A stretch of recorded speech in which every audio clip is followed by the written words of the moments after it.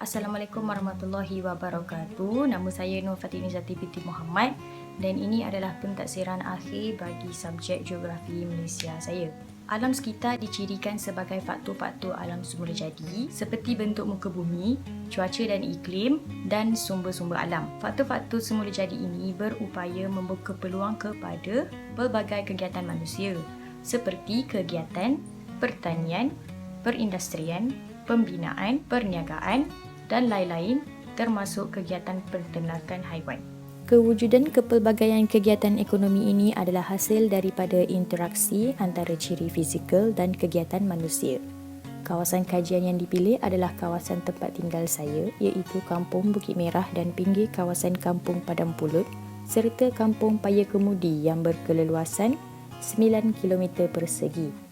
Kampung Bukit Merah adalah salah sebuah kawasan luar bandar yang terletak di dalam daerah Dungun, negeri Terengganu. Kampung ini dibuka pada sekitar tahun 1960-an. Bentuk muka bumi yang merupakan salah satu ciri fizikal di kawasan ini adalah terdiri daripada kawasan tanah pamah yang landai. Ia berfungsi sebagai kawasan pertempatan, kawasan pertanian, perindustrian, pembinaan dan jaringan pengangkutan. Cuaca di kawasan ini adalah mendung, panas dan hujan sepanjang tahun.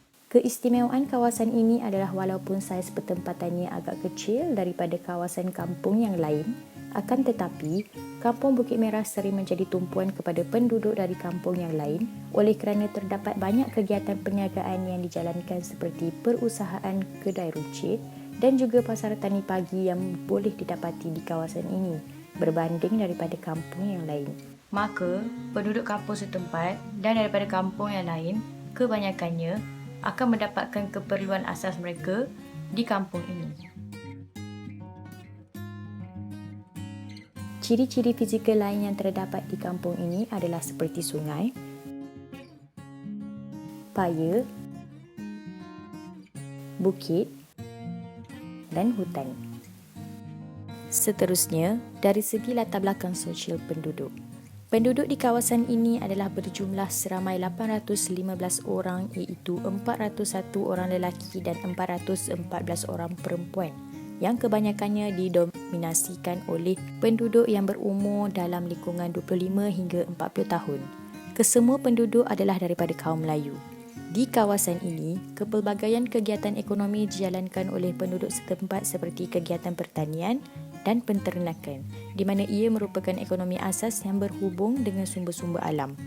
Terdapat beberapa penduduk setempat yang mengusahakan kebun-kebun kecil mereka seperti bercucuk tanam dan menternak haiwan untuk memperoleh pendapatan sama ada tetap ataupun secara sampingan. Di samping itu juga, selain daripada kegiatan pertanian dan peternakan, kegiatan perindustrian dan pembinaan turut dijalankan oleh sesetengah penduduk setempat. Di kawasan ini, terdapat kilang pemprosesan batu bata serta kawasan perlombongan pasir yang dikeluarkan bagi tujuan pemasaran dan pembinaan.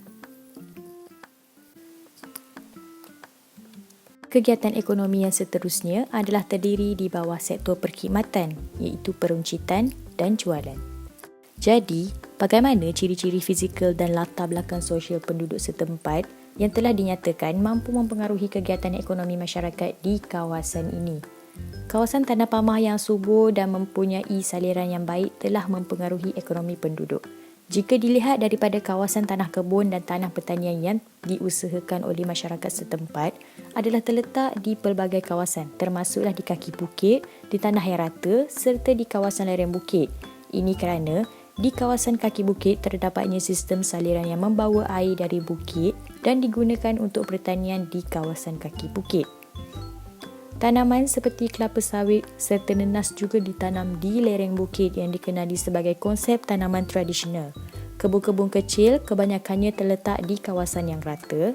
Segala hasil kebun dan tanaman kebanyakannya akan dikutip dan diagihkan untuk dijual di gerai buah-buahan serta kedai runcit yang menjual keperluan bahan mentah kepada masyarakat setempat. Begitu juga dengan hasil penternakan. Kawasan tanah pamah yang luas juga mempengaruhi kegiatan ekonomi penduduk seperti perindustrian, pembinaan dan perniagaan. Bagi sektor perindustrian dan pembinaan, Kilang pemprosesan batu bata yang menggunakan tenaga-tenaga pekerja yang berumur dalam lingkungan 25 hingga 40 tahun, kebanyakannya diambil bekerja di kilang ini. Batu bata yang dihasilkan akan dijual kepada penduduk setempat dan dipasarkan ke luar. Selain itu, Sungai Dungun yang terletak di pinggir kampung ini merupakan tempat di mana setengah masyarakat memperoleh pendapatan hasil daripada kegiatan perlombongan pasir. Kerja-kerja perlombongan dijalankan oleh penduduk-penduduk setempat. Oleh kerana pasir merupakan salah satu bahan utama di dalam industri pembinaan, maka ia dijual kepada penduduk setempat yang memerlukan serta dipasarkan kepada orang-orang luar bagi tujuan pembinaan bangunan dan jalan raya. Akhir sekali ialah di bawah sektor perkhidmatan, iaitu peruncitan dan jualan.